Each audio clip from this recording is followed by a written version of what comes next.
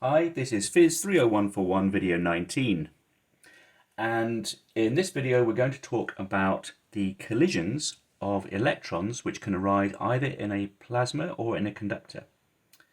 So remember that we posed the statement that a plasma and a conductor can be considered to be equivalent situations when we think about the motion of the electrons which are free in both the plasma and in the conductor. And in both situations, and of course we recall this from a conductor, we know that the motion of charges in a conductor is proportional to the electric field.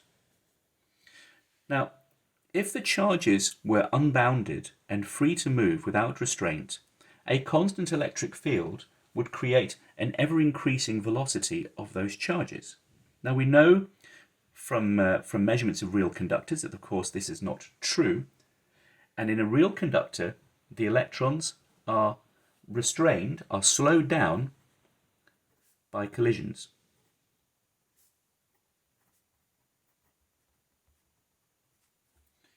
And in a plasma a similar situation arises. So in a plasma, remember this is a gas of separated ions and electrons, where the electrons are much lighter than the ions, so we can consider that the electrons are free to move and the ions are not. When the electrons move within the plasma under the action of an electric field, they are slowed down by collisions. And predominantly, those collisions are with the ions of the plasma.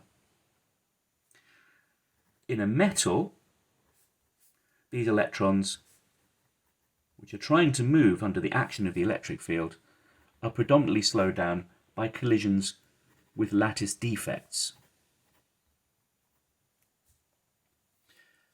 However, we can, in both cases, write down an equation which relates the conductivity to the rate of the collisions.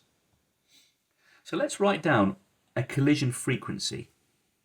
So a collision frequency can be written down as 1 over some collision time. And what we're imagining is electrons which are trying to move through either the plasma or the conductor, and they're undergoing collisions with either these ions or the defects, so that there is a mean velocity created. So they accelerate, they collide, and they're brought to a halt. And I'm just showing some slight angles here to indicate that they're moving from collision to collision. So our electric field is in this location, okay, and the drift velocity of the electrons is of course in the other direction, so they're accelerating in the opposite way, but the current of course is in the same direction as the field. So these collisions will damp any plasma oscillations. So we can write down that the current density due to the electric field is proportional to the drift velocity of each electron, and of course we have to multiply by the number density of those electrons. So this here of course is our DC conductivity, which we imagine now might be related to the conductivity at higher frequencies. So we can also write down what that drift velocity is. The drift velocity is equal to the acceleration on the electrons due to the electric field multiplied by the time between collisions. So they speed up and then they come to a halt again. So we can now relate that drift velocity in our simple model to the electric field. It must be proportional to 1 over the collision frequency.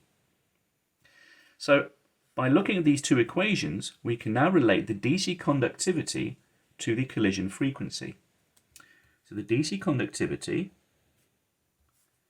is given by the number density of the charges, number density of the electrons, divided by the collision frequency. And remembering again that we need to use the electron mass because it's the electrons that are moving. Now in the previous video, we showed that there is a natural frequency of oscillation for those electrons within the plasma, which is proportional, the square of the plasma frequency is proportional to the number density of the electrons. And we can see there's a similarity between those two equations. And we can see that if we know the plasma frequency, we can obtain the conductivity, the DC conductivity under a static electric field. So again, we've related the macroscopic properties, the conductivity of the plasma, to the microscopic properties, the collision frequency and the plasma frequency. Now this collision frequency, this appears in our model for the slowing down of the electrons. So we can write down a similar model. So we write down the equation of motion for our electrons in our Drude model. We put in our collision frequency, which is our equivalent damping time. We don't have that restoring force term, but I'll just note it there so we can remember that this equation is related to our previous equation for dielectrics. And now we're going to imagine a single frequency of electromagnetic wave which is being imparted through the plasma. So we're trying to work out what's happening to the plasma under the action of a particular frequency of electromagnetic wave. So we can write down that it has a solution. So this is similar to what we saw for the dielectric. And again, we can write down a similar equation to what we saw before. And the important thing here is I've written this down as if it were the dielectric case, but in analogy to our construction of our Drude model, we can remove this term. There is no natural frequency. So the velocity of the electrons, which we obtain from this equation, is just this.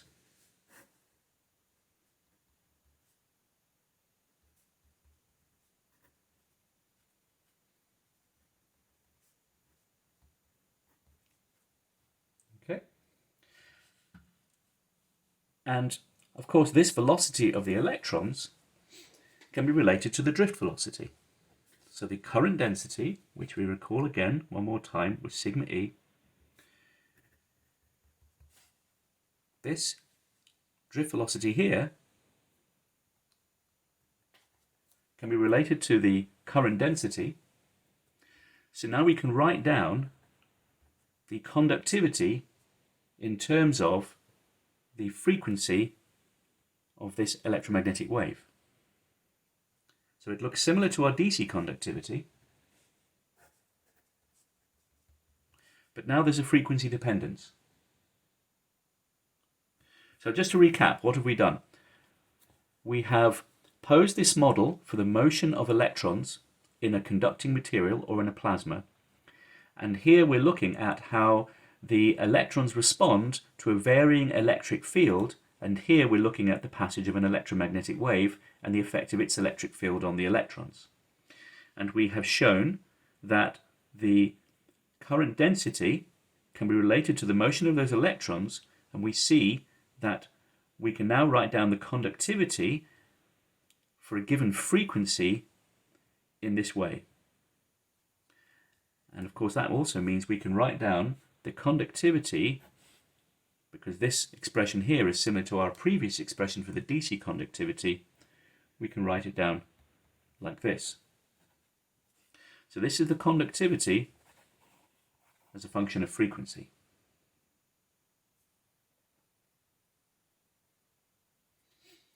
Now, just to finish off, we may also write an equation of this form, that the polarization which occurs at any given moment under the action of electric field is given by the susceptibility with this scaling factor. So we can write down that the polarization is given in this way. So this is the polarization at any moment under the action of an electric field which is varying with time at some frequency. And of course, in this situation, there's only one kind of electron in our plasma. And again, I'll just write in that there was an actual frequency, but now it's not there because there's no restoring force. So everything is the same as in our previous model, except now there's no sum over the different kinds of oscillators. There is only one kind of electron. So in the same ways we did before, we can write down an expression for the permittivity in terms of this susceptibility, relating this susceptibility to this expression on the right. We now have a relationship between the macroscopic permittivity and the microscopic motion of the electrons. Okay, so just writing that out explicitly. So our permittivity in a conductor or in a plasma can be written in this way. So again, I look here, Ne squared over m epsilon naught, that's the plasma frequency again. And I just write out the other terms. So this is the permittivity of a conductor.